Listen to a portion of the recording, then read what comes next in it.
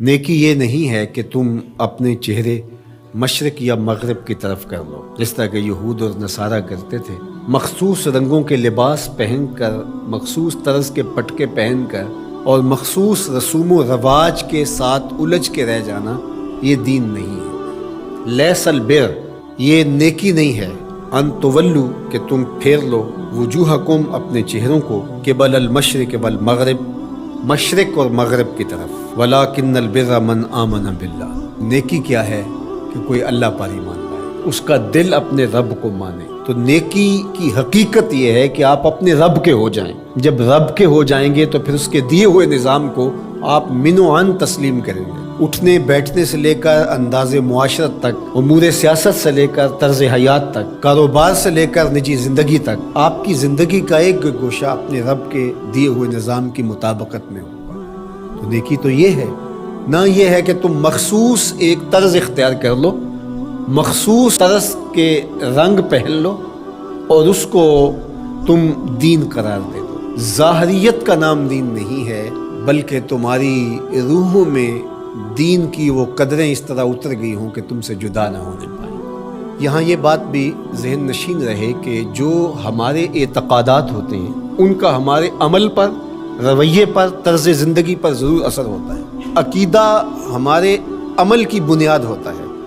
تو اگر میرا یہ عقیدہ ہے کہ میں اللہ وحدہ لا شریک کو مانتا ہوں تو پھر اس کا لازمی نتیجہ یہ ہے کہ غیر کا خوف میرے سینے سے نکل جائے گا۔ اسی طرح جب آخرت کا یقین میری روح کے اندر راسخ ہو جائے گا تو میری زندگی خود بخود مرتب ہو جائے گی، منظم ہو جائے گی، کیونکہ آخرت کا تصور کیا ہے کہ میں اللہ کے حضور جواب دہ ہوں اور ایک ایک عمل اس کے حضور پیش ہونا ہے اور وہاں اعمال کی جواب دہی ہے۔ ثم لتسألن یومئذ عن النعیم۔ تو پھر کس طرح میں بند کمرے کے اندر بھی جرم کر سکتا ہوں جب یہ عقیدہ میرے ساتھ جڑ گیا ہے؟ جب ہم اپنے عمل میں کمزور ہوتے ہیں تو ہمارے عقیدے کے اندر کچھ جھول ہوتی ہے، کمزوری ہوتی ہے، اس کمزوری کی وجہ سے عمل کمزور ہوتا ہے۔ تو عمل کی پختگی اور رسوخ عقیدے کی پختگی کا نتیجہ ہوتا ہے۔ تو اس لیے سب سے پہلے جو چیزیں بیان فرمائی ان کا تعلق جڑا تھا عقائد سے۔ اب دوسری بات جو بر کی تشریح کرتے ہوئے ارشاد فرمایا، وآت المال علی حبہ ذوی القربى والیتامى والمساکین وابن السبیل والسائلین وفی الرقاب، اور مال کو خرچ کرنا علی حبہ، اس کی محبت کے باوصف۔ مال کی اگر محبت یا ضرورت نہیں ہے تو پھر اس کو خرچ کر دینا، صرف کر دینا، یہ کمال نہیں ہوتا۔ کمال اس وقت ہے جب اس کی شدید احتیاج آپ کو بھی موجود ہے۔ اس لیے صحت مند آدمی جو جوان بھی ہو اور اس کو ضرورت بھی ہو، اس کا صدقہ کرنا اس کے صدقے کرنے سے بہتر ہے جو مخمسے کے عالم کے اندر جب موت و حیات کی کشمکش ہو تو وہ صدقہ کر دے، اپنا مال خیرات کر دے۔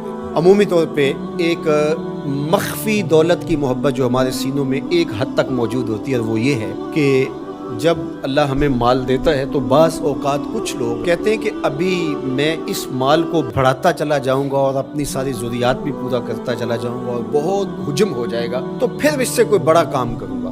وہ ایک ہدف لیتا ہے بڑے کام کا اور مال کو ضرورت کے باوجود خرچ نہیں کرتا، تو یہ ایک مخفی محبت ہے مال کی جو سینوں کے اندر چھپی ہوئی ہے۔ تو ہمارے دین نے ہمیں جو ترغیب دی ہے کہ جوں ضرورت پیش آئے تو جہاں جہاں ضرورت پیش آئے تمہیں اپنے مال سے خرچ کرنا ہوگا۔ حضور نبی رحمت صلی اللہ علیہ وآلہ وسلم نے ارشاد فرمایا کہ جو زکوٰۃ ہے، جو صدقہ واجبہ کے طور پہ ہم ادا کرتے ہیں، اس کے علاوہ بھی تمہارے اوپر مال خرچ کرنا ضروری اور لازم ہے، اور اس کے مصارف یہاں بیان فرما دیے۔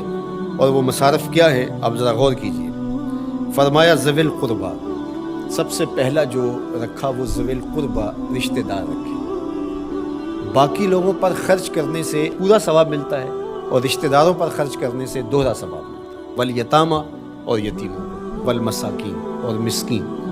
مسکین اس کو کہتے ہیں جس کے پاس 2 وقت کا کھانا موجود ہو، وابن السبیل، اور جو مسافر ہے، والسائلین، اور جو مانگنے والے ہیں۔ تو اگر اس کے پاس 2 وقت کا کھانا نہیں ہے تو وہ اگر مانگے بقدر کفاف اور 2 وقت کا کھانا مل جائے تو پھر مانگنا ترک کر دے تو اس کے لیے جائز ہے اور شریعت اس کو روکتی نہیں، اور ایسے شخص کو دینا ثواب بھی ہے۔ لیکن جو شخص جمع کیے ہوئے ہو، اس کے پاس موجود ہو، دولت بڑھانے کے لیے یا عادتاً مانگتا ہو، تو ایسے شخص کو نہ دینا چاہیے اور نہ اس کی حوصلہ افزائی کرنی چاہیے۔ وفی الرقاب، اور جو غلام ہیں ان کو غلامی کے بوجھ سے آزاد کرنے کے لیے مال خرچ کرنا۔ دور موجود کے اندر اگر کوئی قرض میں جکڑا ہوا ہے تو وہ بھی پھنسی ہوئی گردن ہے اس کو، اور میں سمجھتا ہوں کہ اس کے زمرے میں وہ شخص جس کی بیٹیاں جوان ہیں اور اس کے پاس کوئی رقم نہیں ہے کہ ان کی شادی کر سکے اور اس کی مدد کی جائے، تو یہ بھی اس سے ملتا جلتا حکم اس کے ساتھ یہ جڑ جائے گا کہ اس پھنسے ہوئے مجبور کی گردن کو چھڑایا جائے۔ وَأَقَامَ الصَّلَاةَ وَآتَى الزَّكَاةَ،